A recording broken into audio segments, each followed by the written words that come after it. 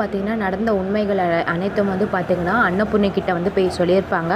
இதெல்லாம் கேட்டு வந்து குடும்பமே வந்து ஷாக்காகி நிற்கிது. எனக்கு விருப்பம் மீறி தான் வந்து பார்த்திங்கன்னா இவங்க வந்து என்னை கல்யாணம் பண்ணாங்க. அதுவும் இல்லாமல் என்னை சந்தேகப்படுறாங்க. ஆறுமுகம் என்ன சொல்கிறாங்கன்னா, நான் வந்து ஒருபோதும் வந்து பைரவி சந்தேகப்பட மாட்டேன், சஞ்சய் தான் இப்படிலாம் வந்து சொன்னான் அப்படி வந்து சொல்லிடுறாங்க.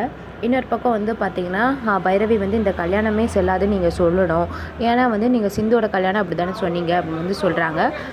நம்ம அன்னபூர்ணியும் வேறு வழி இல்லாமல் வந்து இந்த கல்யாணம் செல்லாதுன்னு சொல்லிட்டு அவங்க விருப்பத்துக்கு மீறி வந்து இது சொல்லிடுறாங்க. நம்ம பைரவியை வந்து எவ்வளவோ ஃபோர்ஸ் பண்ணி இருக்க வைக்கிறாங்க வீட்டில் எல்லாருமே.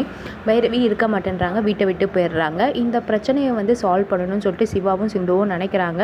அப்புறம் நடந்த விஷயம் எல்லாமே கேட்கும்போது வந்து சஞ்சய் மேலே கண்டிப்பாக தப்பு இருக்கும் அப்படி வந்து சொல்லிட்டு நினைக்கிறாங்க. ஸோ சஞ்சயை வந்து எப்படின்னா வந்து கையும் காலுமா பிடிச்சி பைரவி முன்னாடி நிரூபிக்கணும்னு சொல்லிட்டு நினைக்கிறாங்க. கூடிய விரைவில் வந்து பார்த்திங்கன்னா நம்ம சஞ்சய் வந்து பைரவி கிட்ட வந்து மாட்ட போகிறாங்க. ஸோ அதை வெயிட் பண்ணி பார்க்கலாம்.